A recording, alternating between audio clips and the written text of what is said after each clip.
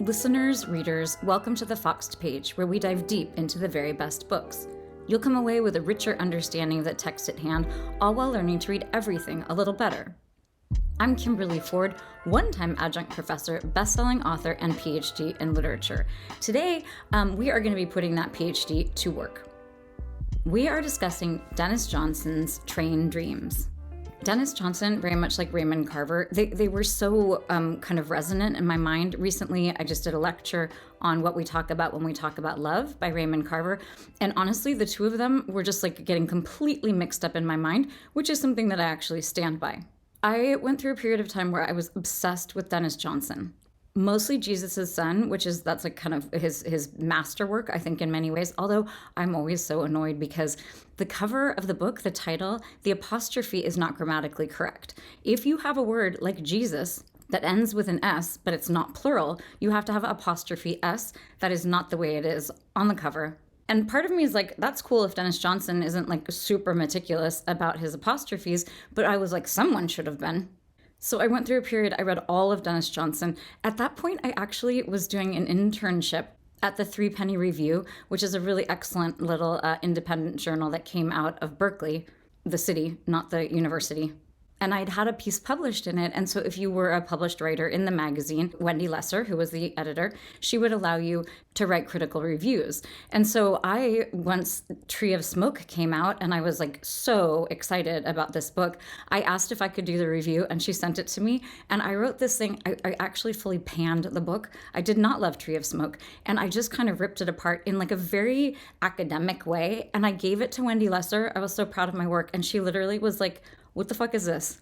Sorry, I'm swearing. I don't know. I don't say the F word all that often here, but just did. Wendy Lesser, by the way, did not. But that's kind of what it felt like. I think she wanted something much more anodyne, something that was kind of a description. I think also most people really loved that book. It won Denis Johnson the National Book Award. I might have been the only person who did not love it, but I can tell you Wendy Lesser did not love my review of it. So Denis Johnson was one of these people, one of these men. I just was like really interested in the world of men at this point in time.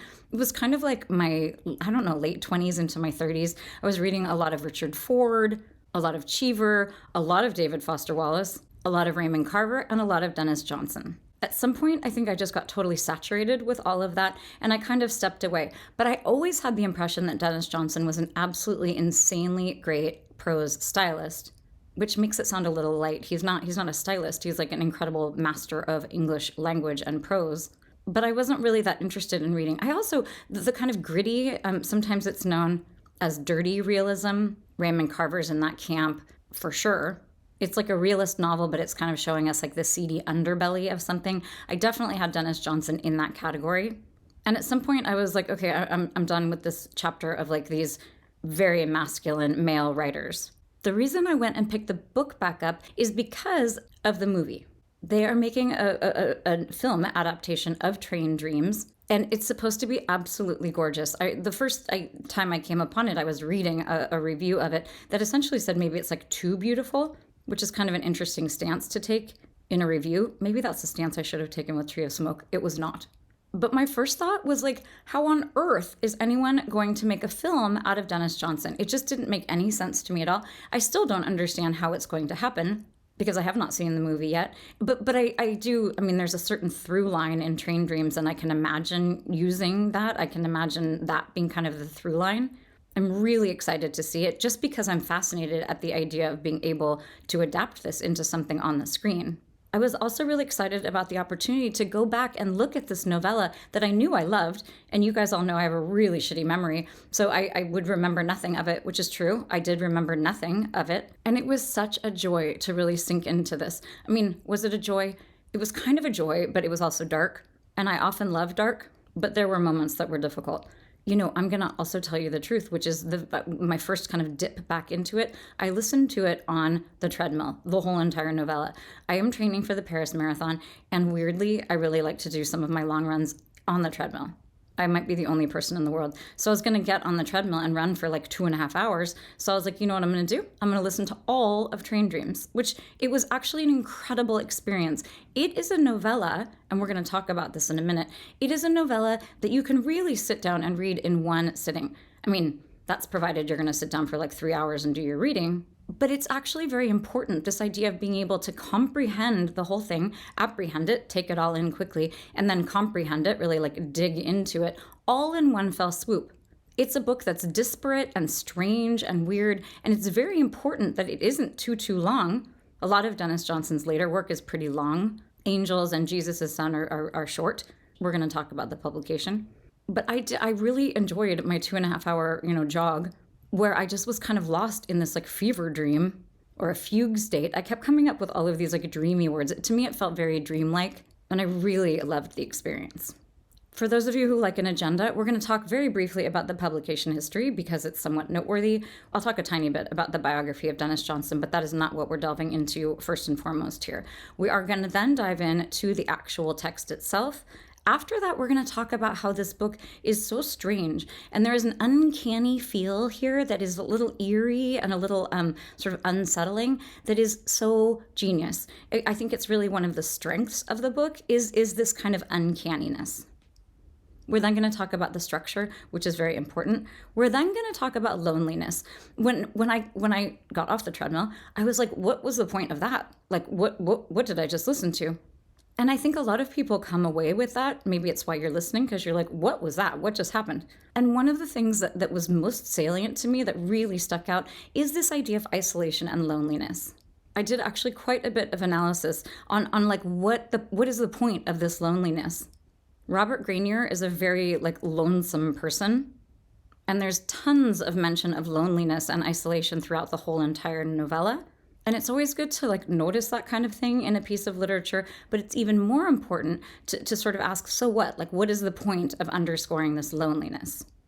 We're then going to talk about trains, we're then going to talk about family, and then we're going to look at the close of the novella. Okay, we're going to dive in to talk just very briefly about the publication history. So the way this book came out is that in 2002, it ran in the Paris Review, which for those of you who do not subscribe to the Paris Review or don't read it, it's kind of like the sine qua non of like the small literary magazine. To be interviewed, like they have these author interviews in the Paris Review, and it is like a very broad canon. It's like all of the super talented literary fiction writers are all in there. Those interviews are incredible. Notably, Denis Johnson did not do that interview. He was like very opposed to being interviewed. He actually said to Chris Offutt, who is a writer actually who I like very much, and Chris Offutt said that he had the sense that Denis Johnson wanted to kind of encourage this legend, and the best way to do that, of course, is to sort of be mysterious. So it comes out as a novella in 2002 in the Paris Review, and then one of these pieces that I read mentioned something along the lines of like his agent saying, we're never going to get another novel, so why don't we just go ahead and publish this as a book? So in October of 2011, they did publish it. Interestingly, it's like a book of the year in 2012. In 2012, it got a lot of acclaim, which is somewhat confusing to me because it was October of 2011 when it was published. This is important to me because if something comes out in a magazine and it's a novella, it really in some ways is reading more as short fiction. I imagine, I don't know this is true, but I imagine that it was even slightly shorter in the Paris Review. And the thing that's noteworthy about that is that we really are meant to look at this. First of all, we're meant to have high expectations of the prose because in short fiction, you need to have a writer who is understanding that every word is load-bearing, every scene counts, everything needs to be moving the story forward in some way. But also that it is something that we are meant to sort of take in all at once. It's a pretty complicated text. It has all sorts of different things happening in it. And in many ways, I think that insofar as Denis Johnson is actually like really caring about how the reader's experience is going, he would maybe understand that the disparate nature of this text is such that you would want to be able to kind of hold it all in your head to make sense of what like the point of it is. Super quick biography of Denis Johnson. He was born in 1949. He died in 2017. He very famously had issues with alcohol and drugs. He was married twice. He had one son. He was trying to kind of cultivate this legend, and the way that he did that was by not having a lot of information out in the world. It's interesting that the same fall that Train Dreams, the movie, is coming out, there also is a new biography of him. I read a review of it. It sounded actually very interesting. It's very well researched, and it focuses pretty pointedly and actually kind of tragically, on the son of Denis Johnson. In doing so, it spoke a lot about how Denis Johnson's son seemed to be repeating a lot of the things that Denis Johnson struggled with in his own life. And again, I'm just going to say it, like, in my mind, Raymond Carver and Denis Johnson, like, just kind of like the same dude. Okay, we're going to go ahead and dive in now to the text. For the first thing we're going to look at is the title. Those of you who are here in order to become a better reader, to get more out of your reading experience, my advice always is to just slow down and pay more attention. The title in any work that is like worth its salt is going to tell you so much. In this case, obviously the emphasis is on trains. It is also on dreams. I think in many ways, like trains sort of seem like the main thing. But it's important to remember that not only is there like a dreamy feel to this whole thing, and in fact, dreams are very important. Important things happen in dreams/visitations in this novella, but it also speaks to the American dream and also a sense of kind of like unreality, a sense that everything is ephemeral and that lots of things that we have in mind, lots of things that we have constructed in our heads are not in fact reality. The train thing is so interesting to me. So, of course, this is a man, Robert Grenier, who was born in the late 19th century. Like, I can't remember. I have it written down. We'll get to it. Like 86 or something. But he's someone who is seeing the beginning of the Industrial Revolution. And, no one discounts the fact that the train system, the fact that the train was running from east to west, is one of the main ways that our country sort of established itself. The train has everything to do with manifest destiny, with settler colonialism, with westward expansion, all of these things that you learned back in the day, literally probably in elementary school. All of them are sort of manifested in the concept of the train. In many ways, the like American dream part of it is very salient because all of the men who were involved in the train ended up being incredibly wealthy, which is an interesting contrast because the idea of the train has everything to do with commercialization and commerce. And yet these men, Robert Grenier, first and foremost, is really like pushing against that idea and lives, in fact, a life largely, kind of in nature, or at least not someplace that was deeply affected by the train, although there are train whistles throughout the whole entire thing. The book, it is so beautiful to look at both trains and actually dogs, looking at dogs and wolves through the whole thing. There's kind of an interesting link between the idea of trains and dogs and wolves. So one of the other things that's important about a train is it's interesting because it promises connection and community, meaning that, if you live on the East Coast, you could get to, your people in Ohio, or you could get to your people in Idaho. But that kind of like the promise of connection there and community is also speaking to the fact that families were becoming much more sort of disparate. The train also speaks to danger. The idea of like the logging and all of one of the things with the train is you had to clear all of the land. So a lot of the logging that was happening because of the train, not simply because people wanted the lumber. So you have this very like dangerous thing that people have to do in order to make way for the train to come through. You also, in this book, you have at least one death that happens under the train. Someone is killed by a train. So the presence of trains is just enormous. I also really like, on my copy, I have a paperback copy. It's like a picador copy. And on the cover of it, you have a horse. And the horse is running ahead of the train. So you have this idea of progress and the sense of like, horses really had been, the main like conveyance in the United States, which wasn't even really the United States then. And here we have a horse who is outrunning the train. It's also very dreamy, and the horse looks kind of afraid. Like there's a lot about this cover art that actually really worked for me. It wasn't too on the nose, but I thought it was a really beautiful like preamble or echo of what it was we were going to see in the text. We're now going to dive into the text itself. Obviously, the first paragraph, well, this is maybe not obvious to everyone, but any Foxed Page listener will remember that the first paragraph is really important to listen to. In this case, it is announcing a bunch of things that are kind of a little sneaky throughout the text. But the savvy reader who slows down, I'm going to say it again. I think everyone should read with a pencil. Obviously not if you have a library book.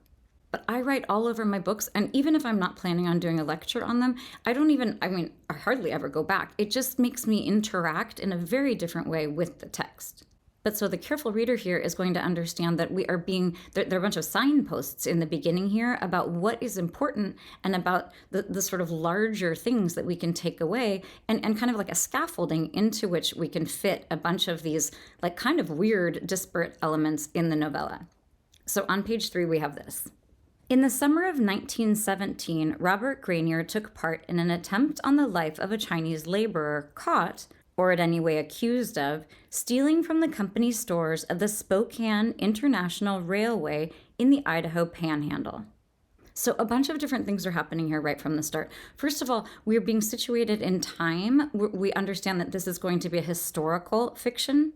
1917 is important because I think it's the very end. I think that World War I, 1914 to 1917, is it only 3 years long? But it is in that era of the First World War, which in many ways, I mean, you all remember it's like trench warfare, and it was a real wake-up call to everyone about like how horrific war is.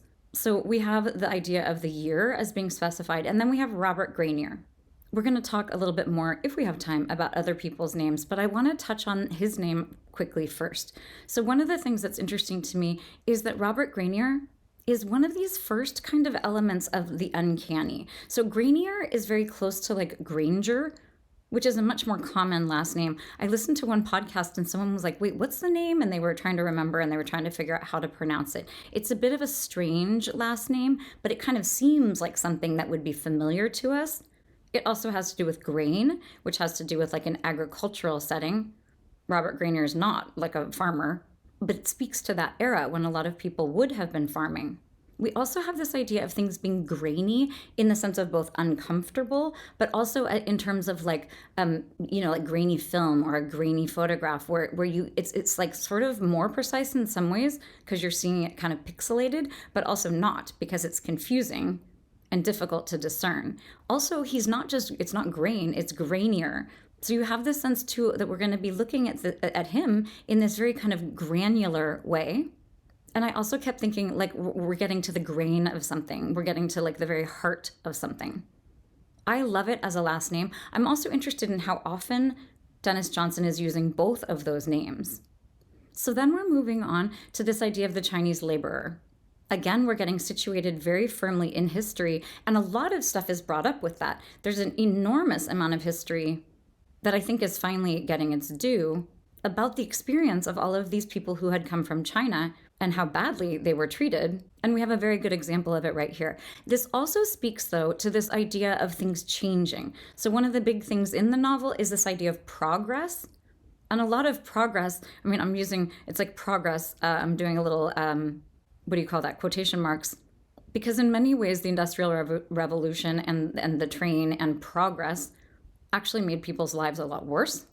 And it certainly brought tons and tons of change. If you think about the people who had been in North America, they're like hunters and gatherers. I mean, these are people who lived in harmony with the land for millennia. And then suddenly we have these gigantic changes that are coming. And part of it is this idea of like this animosity, not always, but like a suspicion and a fear. He talks about a fear of these Chinese laborers. A lot of conflict between, white, heteronormative, patriarchal men being threatened by this other workforce that has come in. It's also important, and it kind of underscores that idea, when he mentions the Spokane International Railway. Spokane, I should check this. If you're on the YouTube, I will confirm this. To me, it sounds like a native word. It's obviously also a destination in Washington. But we have this idea here of a corporation being presented right at the very beginning. You have this idea that a lot of what is happening in this book is in service to this corporation. It's very subtle in lots of ways, but it's definitely there. We have the idea of this international railway too. The railway is all in North America. So, and then we're ending with this idea of geography. So the last words of the paragraph, the initial paragraph of the book, which is very important, are Idaho Panhandle. And I always just think of the Texas Panhandle. I didn't really think of Idaho having a panhandle, but of course it does, that part that goes all the way up to Canada. But this is a novel that is situated very, very much in the geography of the very early United States, the early 20th century. Denis Johnson was actually born in Munich, but he's someone who lived everywhere. I, in my mind, always think of him as being in like Washington in the Pacific Northwest, but that is only because Raymond Carver spent a lot of time there, and I've totally like conflated the two in my mind. So we have this situation in space and time that is very clear in the introduction of Robert Grenier. We are also, though, so we have like kind of like a big, like solid foundation to work from, but we're also diving right into a scene. It's very much in media res, so that's just Latin for the fact that we're diving right into the middle of something. And this is, it's a moment in the time of Robert Grenier's life.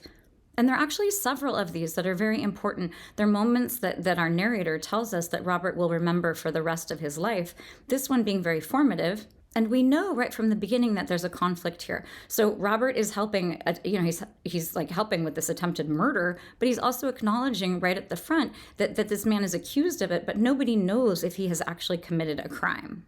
We're not going to dive too deeply into the next paragraph, but I want to take a moment to say that Johnson is masterful in terms of how he is really laying the groundwork and how quickly he is getting us kind of into this world. He does an amazing job. I mean, saying Idaho Panhandle is not nearly as effective as what is coming at us because his description of the forest and of the men who are living there, it's all just unbelievable. So part of the way that he does that is with verbs. He has very active verbs. I think everybody learned this at some point. Actually, that is totally not true. If you've done any kind of fiction writing, hopefully, probably, there are two adverbs right there. Your teacher told you adverbs are bad. And I actually almost always agree. Sometimes I know a book is not really sitting perfectly with me if I'm editing it in my mind as I'm reading. And often I'll be just like crossing out adverbs in my mind. The preferred way, and obviously that's because it's more effective in terms of evoking something well, is to use a really strong verb. So not only is he using strong verbs, but he's using really active and really evocative verbs. I recently did a little lecture, a mini lecture, only on the fact that English has this kind of double vocabulary. We have this giant vocabulary compared to other languages because we have all of these words that came from the Anglo-Saxon, and then we have all of these words that came from the Latin. It was so fun doing that thing. If you haven't listened to it, maybe check it out. It's only 13 minutes long. The Latin words that we have inherited tend to be a little more academic. This is my own thesis and my own experience of them. They tend to be a little more rarefied. They tend to be a little longer, more kind of multisyllabic. And the Anglo-Saxon ones tend to be like really forceful and kind of urgent and generally shorter. So a lot of what we are having here is the Anglo-Saxon, which is interesting to me because the Angles and the Saxons and the Jutes, they were a very warlike group of people, but they feel particularly kind of warlike for me.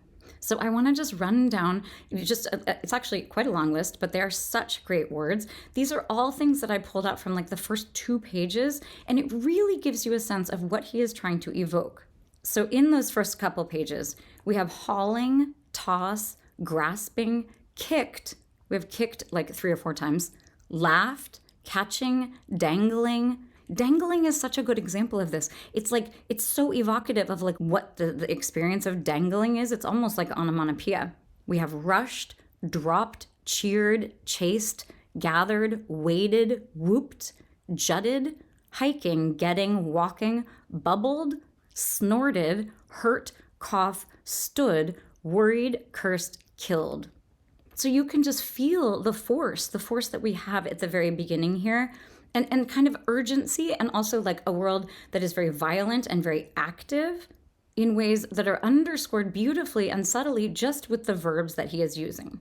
The other thing I want to underscore about this very beginning is that from the start, we have the idea of Robert Grenier being outside every group. And again, one of the ways that Denis Johnson is showing us that is by the way that he, this narrator, the narrator is a very masculine feeling voice to me. It's a third person omniscient narrator. It feels very kind of realist to me in the sense that it's this all-knowing, distant, kind of somewhat neutral narrator who is just reporting to us what has happened. And in many ways, it's tempting to kind of put Robert Grenier, it's never first person, and it doesn't feel like you are in his mind, but we certainly know that the events that are unfolding are sort of unfolding before his eyes. And what that narrator is doing is describing all of these other groups of people, and he's putting those groups of people in contrast with Robert Grenier. So in the very beginning, again, just in the first 2 or 3 pages, we have so many words that evoke the idea of everyone else as being in community, and then Robert Grenier as being outside. So we have the Spokane International Management, boys, Confederates, party of executioners, this group, the form of them, a gang of a dozen, the whole gang, the railroad gang. So you have all of these ideas of groups. I paused there in my notes because I also have the names. They are calling this Chinese laborer the culprit, the villain, the Chinaman. So you do have the sense of him as being very an individual, but also, of course, someone who is standing in for an entire culture. But the most important thing of this idea of this kind of distance is that we have this one moment. It is crucial, I believe, in the novella in terms of explaining to us why, like what is the point of underscoring the loneliness of Robert Grenier. And I'm just gonna read it. I'm gonna tell it to you because it is so crucial and it is so brief that I think you might miss it. And there are plenty of other ways that this is underscored, but this was the big one. It came early and it really unlocked this idea of like, what is the importance of isolation and loneliness? What is the message that Denis Johnson is trying to get across to us? So we have this incredible moment. It is on page 11, again, so early in the novella. We have this scene where Robert has just taken part in building a bridge, a trestle bridge, and they've finished. The team has finished. And so down at the bottom of page 11, we have this. The men cheered and whooped. Grenier felt sad. Which I love these brief declarative sentences. There's a lot of dark humor in the book. I think in some ways, like that sentence really like stopped me in my tracks because it's so like bold. It's telling us about his feelings so specifically. We have a lot about his vulnerability. This is a book that is full of his grief. We're not sheltered from his vulnerability, but I love how it is stated so clearly here. And it actually was almost sort of humorous because it's so much in contrast and it's so explicitly stated. But here's the crucial thing. The men cheered and whooped. Grenier felt sad. He couldn't think why. He cheered and hollered too. So this is my thesis here. My idea is that Denis Johnson, one of the many things he's doing, and maybe for me the most important thing, with all of this loneliness and isolation, is showing that Robert Grenier, he's whooping and hollering with the rest of them. So I think we're meant to see that in some ways, at least when he's younger, before his tragedy and calamity and before he loses his family, that he would have been part of these groups. He's hired, he's working on these camps. He's like excited to go out and be part of these huge, big operations that are changing the way that the United States is running. So my idea is that everyone should be considered as lonely as Robert Grenier. It's a little tricky, but so like he's part of these groups, but every time we are with him, he does not feel like he is part of the group. In fact, he feels very different from the rest of the group. And part of my idea is that many of those people, we are meant to see him as one of many people. A lot of other men probably feel the same way. They have finished this thing, everyone's whooping and hollering, but they're probably a very good number of them in some ways that feel sad about something. So it's absolute genius because I think that allows us to take this message from Denis Johnson, which is that even when people seem to be part of a group, even when they're acting part of a group, that there is a profound loneliness essentially in the fact of being human. This is a book that's concerned about death in many ways. And clearly the human condition, this idea that we die and we don't know what happens when we die, is overshadowing the book in many ways. We're very concerned about what happens, where Robert Grenier's wife and baby go. But I love this idea, this subtle idea of Robert Grenier and his loneliness as being the story of many, many people, which is a total downer. But I like a novella that really like emphasizes and sort of commiserates with me with the fact that I really truly believe that most basically each of us is alone. We're going to move on now and talk about like the uncanniness of the book, the strangeness of the book, the kind of dreamy feel of it, slightly nightmarish in places. And I have to say that one of these uncanny, strange events is for me the driver of the book. And even now, the thing that I remember most about this book, I think I finished reading it, I don't know, 4 or 5 days ago, is the scene, is this idea of Robert Grainier's experience with this wolf child, with this wolf girl. This is probably a good place to say that we are going to talk about spoilers. I mean, honestly, this is so short, and the tragedy happens like kind of early-ish in the novel. But if you're someone who doesn't want to hear spoilers about it, then you should, I don't know, you're going to have to fast forward in a couple of places. But that experience that he has with the wolf girl is one of the most kind of supernatural parts of the novel. And to me, that notion of his bond with his wife and his daughter are really at the heart of the book. And they're the thing that made the most strong impression on me. And it's interesting that it's something that I still don't understand completely how I am meant to parse. I mean, I think some of this like unresolved uncanniness, we're left with some questions in the way that you are in a dream, which is obviously very intentional. So throughout the book, we have some like events that are somewhat kind of supernatural and kind of uncanny.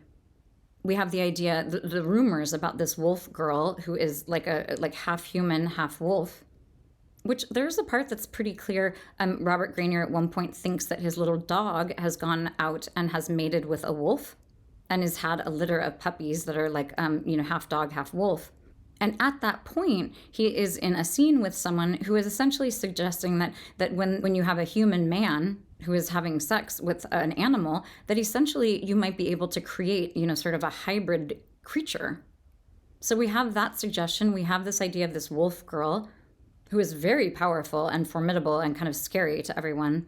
We also have that experience with Kate, with the daughter at the end. That's uncanny. We also have that idea of the dog having shot his master. Like that ends up being not that uncanny, but it's very unsettling for Robert Grainier. He has a very hard time understanding this. So throughout the novel, and there are other ones too, throughout the novel we have these uncanny events. But I will argue that we have a certain uncanniness at the level of the sentence that is so interesting. It's part of what makes the book feel eerie and kind of like menacing in some ways. And I want to take a quick look at those points when we have this kind of strange uncanniness at the level of the sentence.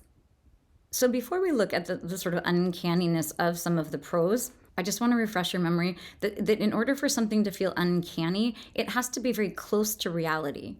Like if something is just like crazy and absurd, then it's just different. It's like not, it doesn't feel as unsettling because it's not, the uncanniness comes from having something that is familiar be slightly altered.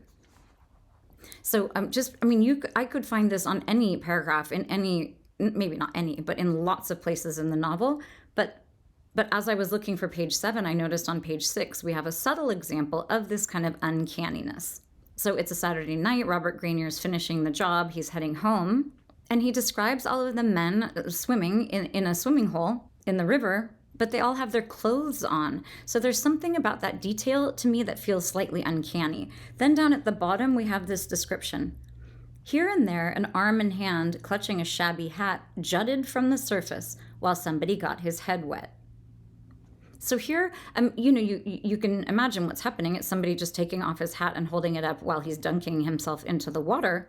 But the way that he is describing this, because he has shown this weird image of a hand jutting out of the water with a shabby hat, and then we find out why this hand is jutting out, you have the sense of the hand as being kind of disembodied, kind of dismembered, and strange. Also, jut is one of those really great Anglo-Saxon words, but it has kind of like a shocking, kind of like forceful feel to it.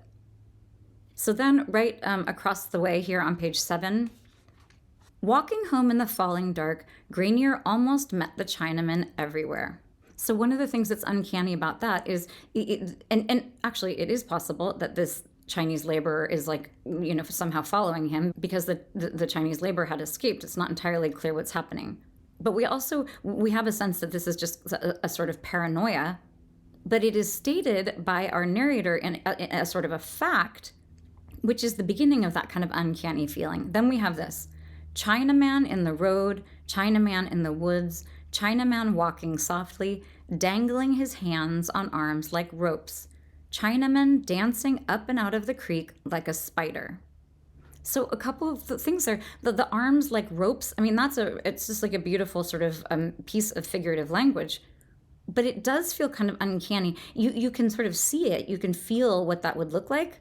But, you have these hands at the end of ropes. It's a very uncanny kind of vision. Then we have him, like the idea of him dancing up and out of the creek like a spider. In my mind, I had like kind of on the banks of the creek, not like in the water. But you have this idea of dancing up out of the creek like a spider. Those are not elements that like all gel in my head very well. The idea of dancing and the creek and the spider. So here we have this idea of things as getting kind of weird in a way that's very unsettling and very effective. So as we're moving on here, I mean, we're only like 4 or 5 pages into the novella and things are sort of uncanny. Then we have this very important interaction. It's one of the few interactions where we see Robert Grenier interacting with Gladys and Kate, with his beloved wife and daughter.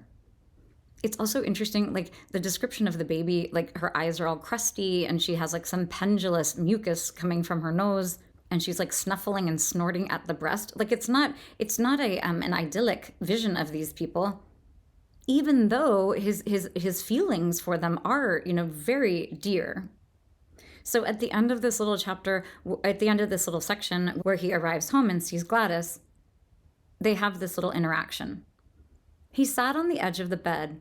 "Thank you, Bob," his wife said. "Do you like your sarsaparilla?" "I do. Yes, Bob."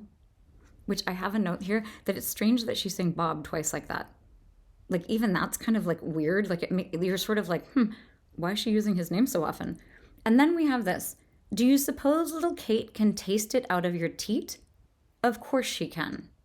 So, I mean, it's not like it's that shocking a sentence, and it's not that shocking a sentiment, like this idea of like talking about breast milk, but it sort of comes out of nowhere. The whole vision of Gladys and this baby is all predicated and really mired in the idea of her breastfeeding. In some ways, this links her with the idea of the wolves and the dogs.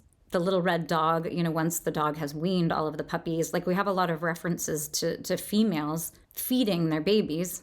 But we have very, very little dialogue ever between Robert and Gladys. And for this to be the thing that they're talking about is really interesting. So it even gets weirder, their dialogue. Right across on page 9, we have this.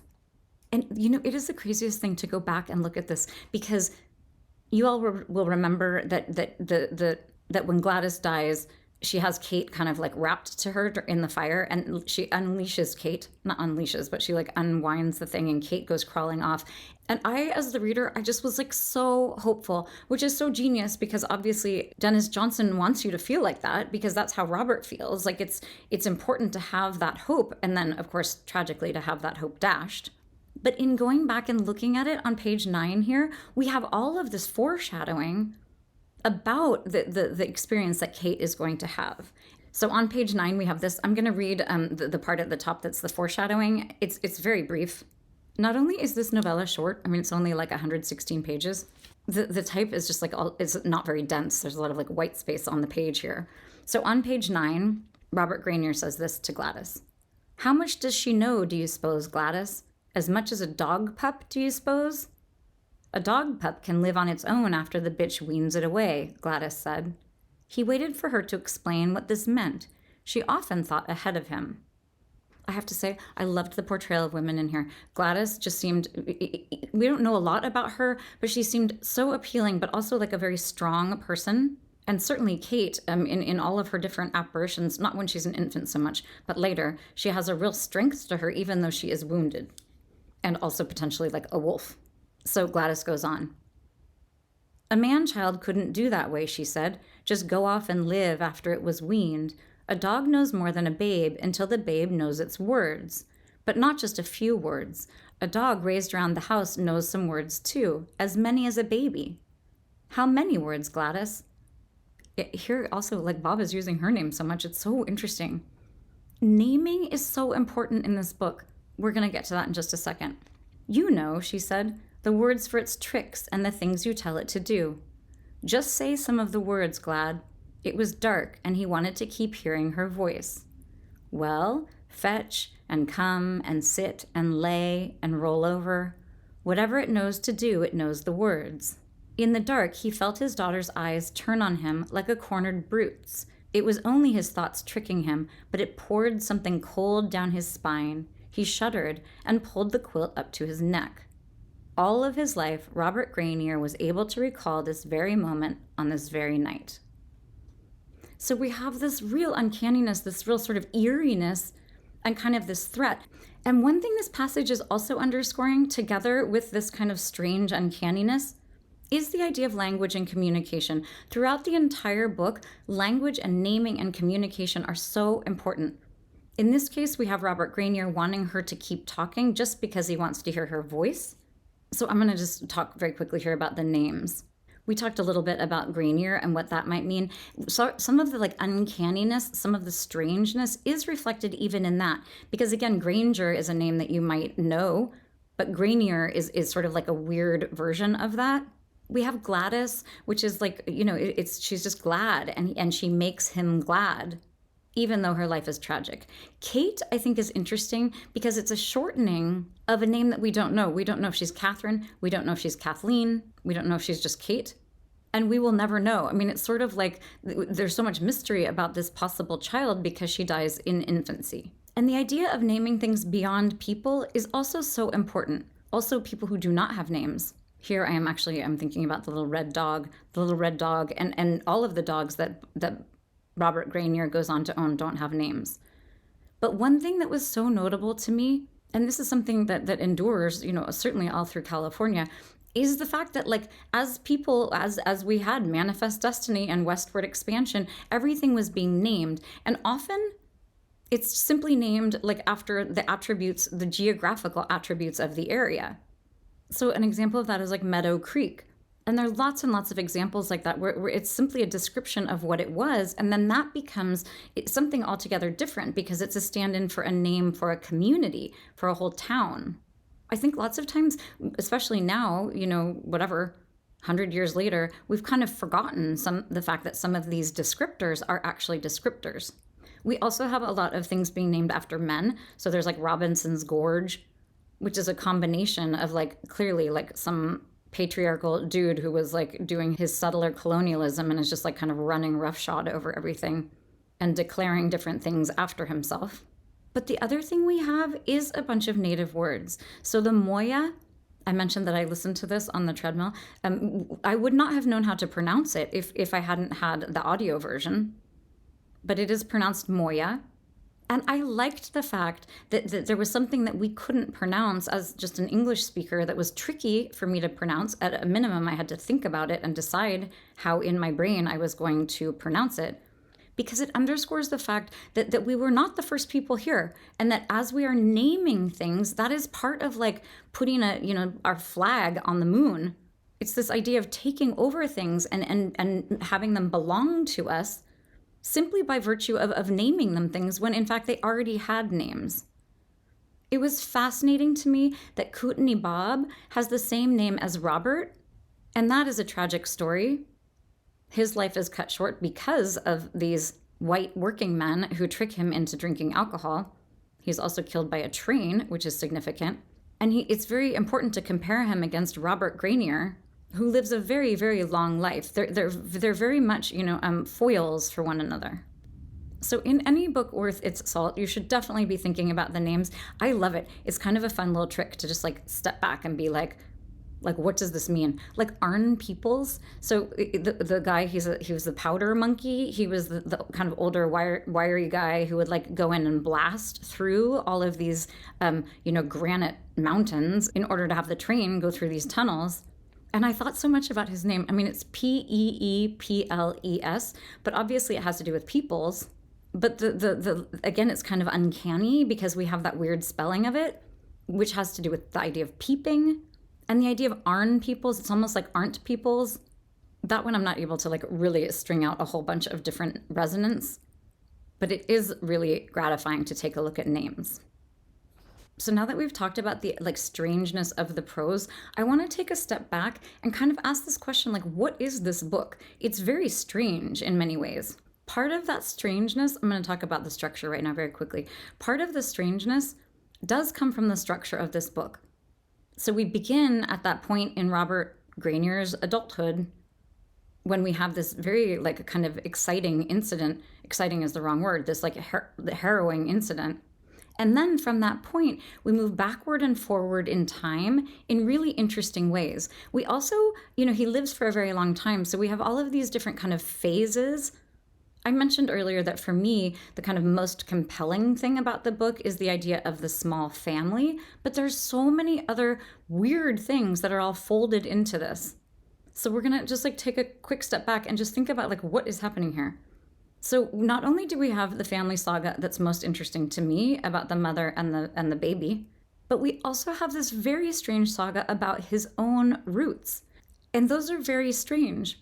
It's very bound up in the idea of a train. He arrives in a train. He has very vivid memories of this. He doesn't know how old he is. He can't remember sort of who put him on the train. He arrives into a family, and there's that beautiful moment where he's standing next to the man who he very quickly starts calling father. And that man, who is his uncle, is named Robert Granier. So he's so desperate to be part of this family that he's taking on this identity. But that really underscores the fact that, what was his name? What did his parents name him? He's 6 or 7 years old. He's not 3. Which in some ways, I wonder if you're meant to think that something really traumatic happened that kind of wiped out his memory. And one of the really interesting things about that memory is one of his cousins is sure that he came from Canada. He only spoke French. So they just declare that. The narrator says he only spoke French, and in fact they had to whip the French out of him in order to get him speaking English. But we also learned that that's one of the cousins has said that. It's not totally clear in the text whether that's fact or whether that is one of these family narratives that one of the cousins has. The other narrative is that he has come from Utah and that he is of Mormon descent. Some of you know that my great-grandfather was the man who carved Mount Rushmore, which is kind of insane. But he was a child of a polygamist situation. So his father came over from Denmark and had his 2 wives. And my great grandfather's wife, under cover of night, had to leave and abandon her 2 sons because suddenly you couldn't have polygamy anymore. It's so odd. But I also love it weirdly when history or something like this parallels something actually in my own life. So we have this family saga and a lot of unanswered questions about the childhood and the roots of Robert Granier. We have a whole bunch of stuff in this book that has to do with the native people and the colonizing and this idea of progress. Again, I think there's a healthy amount of skepticism here about whether or not progress is good. And the vision that we have of the native peoples is very positive. And in fact, the white settlers do not look good at all when he is describing those relationships. We have that weird interlude with the Pinkhams. They have that grandson, Hank. Again, you have kind of a strange family setup. It's not a standard parent and child thing. You also have this strange thing where Hank has a weak heart and he keels over. That it's this weird kind of standalone thing. It's somewhat important because that's where he gets the wagon. But honestly, is it important to know where he gets the wagon? Not really a key element. So in some ways, that whole Pinkham thing just seems kind of strange. We also have tons of description of the logging life, and it's so beautiful. I think the movie is really going to make a lot of that. Again, aren't you fascinated on how you would make this? Are the Pinkhams in the movie? We also have that weird thing about Elvis. And when we talk about loneliness, we're going to talk about how Elvis, it's so interesting. He's seen up on that balcony by himself and he's solitary, and it's a very sad, kind of tragic view of him, which I think underscores this idea of mine that one of the things that Denis Johnson is doing is underscoring how all of us are lonely and all of us are essentially solitary, even when you are, Elvis was kind of famously lonely and solitary. But for most people from the outside, it did not look like that. We also, speaking of families, we also have that captain who was orphaned by the flu. You have all of these mentions of these families, and his son almost dies. Families are very precarious. And again, he's really underscoring the fact that life at this point in time was very precarious. There's that weird scene where we have the fattest man in the world. It's very a very graphic description that is so interesting with the earring and the goatee. We have the idea of the biplane. That whole thing does seem just kind of dreamy. You're when did that happen in the book? I also was fascinated by all of the sexual perversion in the book and the presentation of sex in general. The last part of the book where he has that kind of lust that it rises in him. that leads to this like very strange thing that Denis Johnson is doing, where he's talking a lot about something that actually existed, which is that movie. I looked it up. It came out in, I think, 1936, 37, 38. If you're on the YouTube, I will flash that up there. But that's an actual movie that had to do with sexuality. It was very early. I think it was still like a silent movie, which actually is so weird. Probably not. But so you have this preoccupation with sex at the end of the book, which just seemed strange to me. It did work in some ways, but I really wanted the novella to end with his experience of the wolf girl. But in some ways, that sort of focus at the end of the novella was an echo of that part that we had in the very beginning, that time when he's fishing and he sees the man in the woods who is dying because of an injury to his leg. And there's that harrowing description of that man's the sexual abuse that he perpetrated. And I was so interested / confused about that part in the novella, because he describes the fact he describes the fact that Robert Grenier doesn't tell anybody about him, and that it's kind of one of the most cowardly things he does in his life. And I was like, is he supposed to help this guy? Like, was he? And then I was like, no, maybe what we're supposed to think is that like it was cowardly because he didn't go and tell people like about this horrible guy. But I really, I wrestled with that for a while, and still don't totally have an answer. When that happens, one of the things you should do is step back and think like, maybe we're not supposed to know. But this idea of like sexual perversion is really interesting. So the last thing I'm going to say about the structure and about the strangeness here is that you have all of these disparate elements, and they all kind of fold into Robert Grenier's life, but it does feel very like episodic and kind of strange the way that it's structured. I think it's important to recognize that there was a different version of this in 2002 when it came out in the Paris Review. So you can imagine that different things were kind of tucked in. One of the reviews I read talked about how Denis Johnson heard these different anecdotes and wanted to kind of like pop them in. And it does feel a little like that. Like in that harrowing description of the native peoples, like going along with the bags and picking up all of the pieces of Kootenai Bob. I think that's one of the things that he had heard about and wanted to incorporate. Definitely the thing about the dog shooting the master, that was definitely an anecdote that he had heard that he wanted to include. So you get the sense of all of these things kind of stitched together in this kind of weird hybrid. And I think in some ways you could consider that like not a very successful part of the novella. But what was interesting to me is all of them are underscoring the idea of like loss and change and loneliness and death. They have everything to do with complicated families, with people being alone, with perversion. So for me, the structure, the fact that it was short, allowed me to sort of just absorb all of these different things and to kind of like play them off of each other. And it really did bring up the question, like, what is Denis Johnson doing here? Which is a great thing to have a writer do because it's making you work a little more. It might be frustrating for some. But in this case, it really worked for me because of the way they all sort of echoed one another. So I'm going to move pretty quickly just through a couple of like little paragraphs that are underscoring the ways that loneliness is all threaded throughout, and often that loneliness is connected to trains in ways that are really artful. So we have on page 8, it's also just so beautiful to read some of this gorgeous prose. On page 8 we have this. This is actually that chunk where they're talking about whether or not Kate can taste the sarsaparilla from her teat. So there's a little space break, and we have this. Many nights they heard the northbound Spokane International train as it passed through Meadow Creek, 2 miles down the valley.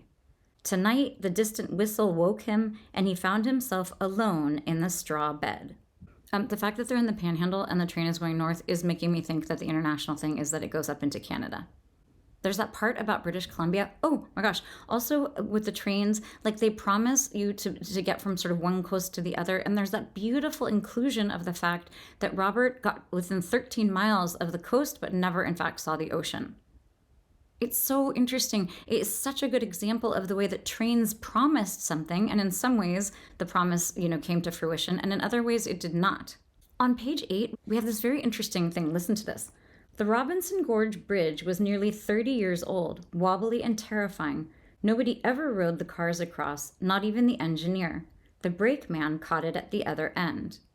So I was fascinated by this idea of trains as going without people. Like there's a kind of the sense of loneliness and the sense of loss in these empty trains. On page 14, we have this idea of Robert Grenier. He passed his 35th birthday, it says, and he moved into a steadying loneliness out here among the countless spruce. So the idea of loneliness as being settling is very interesting. Then we have this beautiful thing at the bottom of 14 where Arn Peoples is talking about the threat of these trees, how dangerous they are. And of course, Arn Peoples, the powder monkey, does not get killed in a blast. He gets killed by a branch hitting him in the back of the head. But we have this beautiful thing at the bottom of 14 about trees. It was only when you left it alone that a tree might treat you as a friend. And I mean, that seems kind of obvious if you're just letting it alone, but this idea of being alone in a forest is kind of the same idea as like Robert Grenier feeling very much alone, even though he is part of a couple of different communities, at least in the beginning. The last thing that is linking loneliness and trains comes at the very end of the book, which we're going to look at a little more closely, but I'll just let you know, it does say the locomotive's lonesome whistle. It's so beautiful. That it's actually very beautiful in terms of its phonetics. You have those liquid sounds, the L's, the locomotive's lonesome whistle. You also have alliteration, locomotive and lonesome. But then you also have the sibilance, the lonesome, the S sound, and the whistle. It's really beautiful. It begins with these low tones in the liquids, the locomotive's lonesome, and then it moves into these sibilants. It's so beautiful. Important to note, too, that Denis Johnson was also a poet. So we're not going to look too deeply into the scene where we have this wolf child. Again, I would have loved it if that were the end of the book, although I just was glancing at the close, and it is also very satisfying because it's a very strong echo of that moment with Kate. But before we get to that moment at the end that is so beautiful, I want to underscore this idea of family because for me, this was the really resonant part of the novel. It is the through line, certainly. And I think for a lot of people, it would be kind of like if someone said, what's this book about? It would be about a man's grief, at the loss of his wife and child. So it's important that in order for the reader to feel like an appropriate and like a strong amount of grief and really understand what Robert's going through, we have to understand the beauty in his relationship with Gladys. So that description earlier with their crusty, roomy eyes and whatnot, that was not a beautiful description of a mother and child. And it's a very, we remember it because it's the first time we see them and it's a very kind of brief time. It also is foreshadowing what is going to happen with Kate. But there's another section a little further in that is such a strong evocation of their relationship, and it is so economically and beautifully done. This is on the bottom of page 38. The first kiss plummeted him down a hole and popped him out into a world he thought he could get along in, as if he'd been pulling hard the wrong way and was now turned around headed downstream. They spent the whole afternoon among the daisies kissing. He felt glorious and full of more blood than he was supposed to have in him. It's so beautiful. I'm going to just read on a little more. When the sun got too hot, they moved under a lone jack pine in the pasture of Jeremy grass, he with his back against the bark and she with her cheek on his shoulder. He wanted to ask for her hand now. He was afraid to ask. She must want him to ask, or surely she wouldn't lie here with him, breathing against his arm, his face against her hair faintly fragrant of sweat and soap. Would you care to be my wife, Gladys? He astonished himself by saying. Yes, Bob, I believe I would like it, she said. And she seemed to hold her breath a minute. Then he sighed, and both laughed. So beautiful. I'm not even going to analyze that. It's just such gorgeous prose. And again, the economy with which he is showing us the beauty and the depth of their relationship is so amazing. So we're now going to just look at the very last paragraph of the book. I am just going to read it to you and let you just relish this language and the strangeness of it and the beautiful way that in some ways it does kind of tie together the book. It's just incredibly well done. This is the last page, it's 116, and this is when the community is all together in a theater and they're all seeing a performance together. And at first, it involves a wolf boy, which is interesting because it has been the wolf girl up until now, but suddenly we have a wolf boy, which in some ways I think you're meant to see as maybe a stand-in for Robert himself, especially given the fact that we don't know anything about his origins. I'm just realizing in looking at the screen here, these glasses are so dirty. I can still see fine, though. Okay, so on 116, we have this beautiful description of a whole community together, really feeling this kind of ecstatic moment with this wolf boy. But they hushed all at once and quite abruptly when he stood still at center stage, his arms straight out from his shoulders and went rigid and began to tremble with a massive inner dynamism. Nobody present had ever seen anyone stand so still and yet so strangely mobile. He laid his head back until his scalp contacted his spine, that far back, and opened his throat, and a sound rose in the auditorium like a wind coming from all four directions, low and terrifying, rumbling up from the ground beneath the floor, and it gathered into a roar that sucked at the hearing itself and coalesced into a voice that penetrated into the sinuses and finally into the very minds of those hearing it, taking itself higher and higher, more and more awful and beautiful, the originating ideal of all sounds ever made, of the foghorn and the ship's horn, the locomotive's lonesome whistle, of opera singing and the music of flutes, and the continuous moan music of bagpipes. And suddenly it all went black, and that time was gone forever. Oh my God, so beautiful, so beautiful. I'm just gonna leave it at that. I'm so glad they made this movie because I am so happy that I got to revisit this novella. I hope that I helped you understand and appreciate some of the strangeness, and I hope for myself and for everyone else that the adaptation of this beautiful book is just as beautiful and well done as it seems to be. So thank you so much for listening. Happy reading.